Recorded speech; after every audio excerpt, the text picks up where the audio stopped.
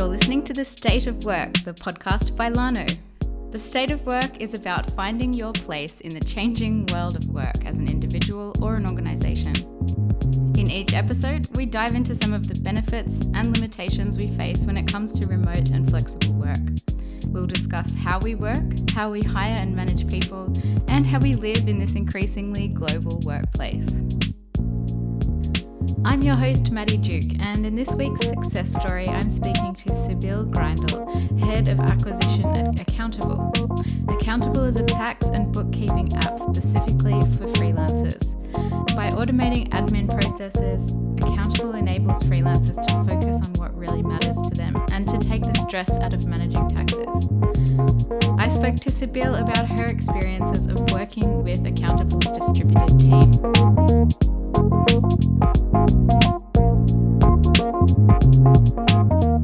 Hi Sibylle, welcome to The State of Work. Hi Maddie, nice to be with you. Whereabouts are you joining from today? I'm joining from Brussels, Belgium. Awesome. Can you tell us a little bit about yourself and where you're working? So I work for Accountable. We are a tax solution for the self-employed in Europe, in Germany.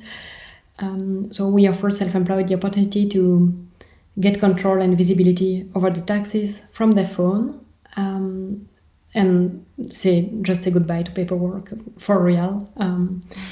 We are a solution for people who are not interested in taxes but like to understand them and get control over them. And what I do in the company, I was one of the first employees and one of the first non-dev employees, and I am now in charge of the entire acquisition for the German market, the Belgian market, and every other initiative we might take. So initially we were just there to build a solution, to build a product. So there were devs that were coding the solution, and then one person in charge of CS, and I would be in charge of acquisitions, including blog, ads, content, PR, all these things. Yeah, the huge umbrella. Okay. Yeah. Is it officially a remote position? No. Location is not the most important thing. Like, we should be able to see the colleagues from time to time, but we could work from basically anywhere. We have colleagues that are based anywhere in Europe and working with us. But I try to be in Berlin quite often, COVID permitting, so that we can discuss and really get a feel of the market, which you can do from your own laptop at home. And so are there two offices, one in Brussels and one in Berlin, or? Yes, there are two offices, one in Brussels, one in Berlin. I think on a daily basis, more employees are present in Berlin than in Brussels. Okay, yeah. And is there a remote or hybrid work policy in place? Yeah, so things change with COVID. Before COVID, I would say that Wednesday was the day where everyone could choose whether they would want to work from home or work in the office. And when the lockdown started, then everyone had to work from home, but we already had all the tools in place, which made it really easy to transition to a full remote setup. And now we are still kind of in this half lockdown mode. So the ones who are able to come to the office would come to the office, and the others still work remotely. But obviously it might impact your recruiting. So if you need someone who can code, this person could be anywhere in the world. It can be a very good developer, no matter what the cultural background is. Yeah. It's not the same approach when you do different jobs, probably. But you mentioned that you were kind of already set up to be able to have people working from home or working remotely. What does that setup look like? Are you using any particular tools or software to manage everyday work? So we have a chat solution where we communicate that is well organized in my perception. We have conversation groups, we have informal conversations, and we discussed absolutely everything there. But we don't waste too much time either, because you know not to look at conversations that are not relevant for you at that very moment. So that's an important thing. Otherwise, we have another tool that is like Google Drive but better, I would say, where we take notes and gather like knowledge of the company. We use Airtable a lot as well to plan projects. Airtable, yeah. In growth. I would say that there is no information that I use that is locked on my own laptop, in my own laptop. Everything is in one of the tools that the team has access to. Yeah. I mean, it might seem obvious, but I don't know if it's the case in every company. True, yeah. It might not be. Yeah, that's so we work, and we have always worked like this. Okay, I see how that then you were already set up to shift, officially to something more remote. What do you think one of the biggest advantages of working remotely has been for you personally, and then maybe also for the company? I think for a company, our company or any company, it changes a bit the rules for recruiting. Like you can recruit in the entire world. So for specific profiles, it could make it easier. I think for other profiles, it's very important to be in touch with the market itself and to understand it, so to speak the language and potentially have affinities with the cultures. But for the profiles, it's not a requirement, and it's a plus to have access to the entire job market, I would say. So that could be a change for our company or any company. Another change, and I could not say if this is the case for us or the case for any company, is that once you work remotely and communicate in written, you're obliged to over-communicate about everything. Yeah. Otherwise, there could be misunderstandings where you really need to explain, okay, this does not make sense to me, or we agree on this project and you will do this and this, and you have this in written. Otherwise, you would have discussed this, just over your laptop from your desk. But you need to over-communicate. No, I guess these could be the two main changes, and then it could also be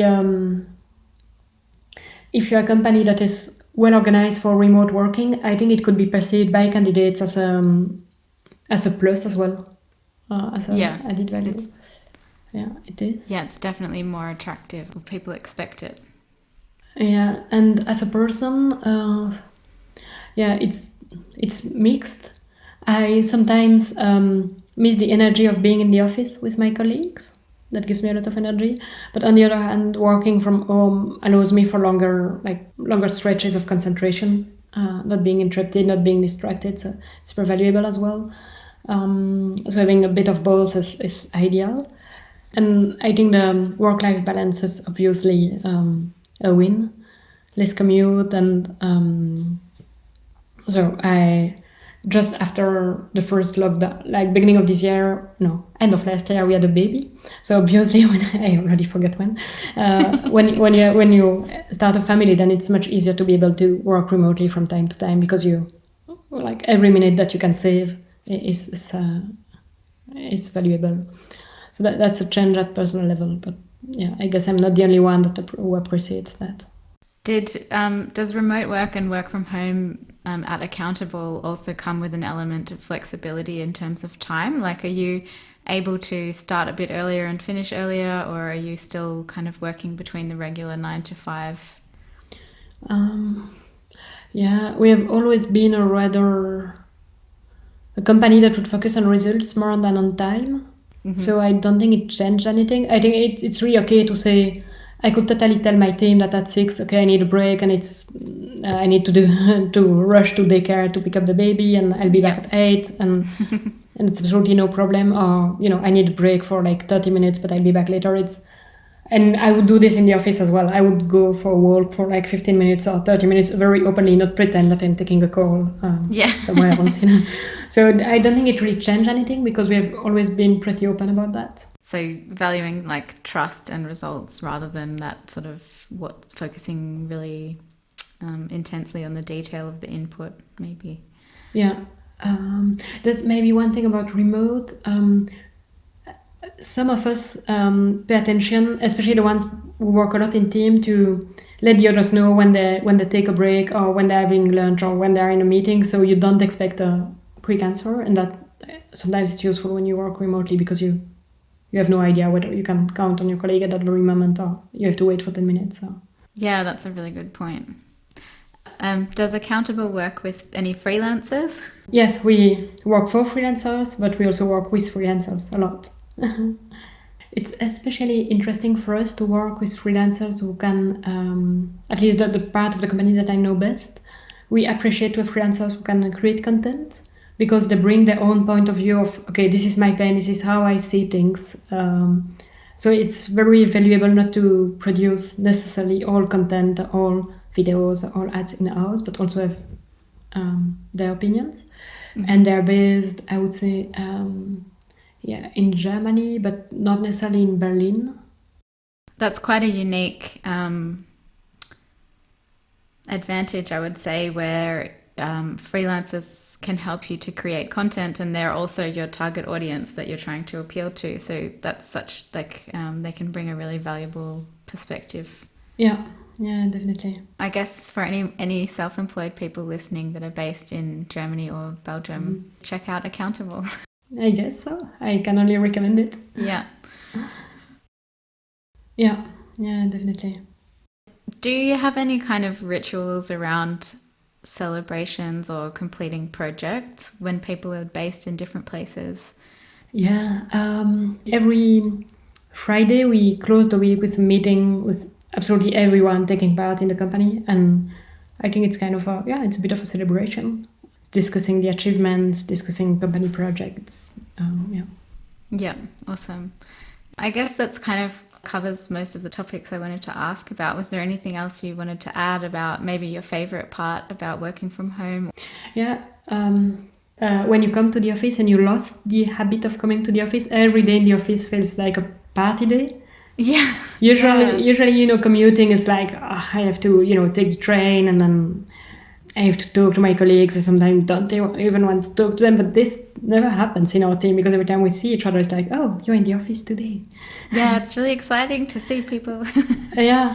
So I guess in that sense, we maybe have the same experience as many self-employed professionals who work from home most of the time, and for whom having a colleague feels sometimes a bit out of the ordinary. Yeah. But, Actually, do the two offices have a chance to all come together? Yes, it's not really two offices. Like it feels more like a team in two different locations. Right. And we travel between locations, so we really know each other quite well in that sense. Yeah. Awesome. Well, yeah, that's pretty much it from me. So thanks very much, Sibylle, for joining us on the State of Work and talking about your personal insights into your experience. So thank you very much. Yeah, thanks. Thanks for having me.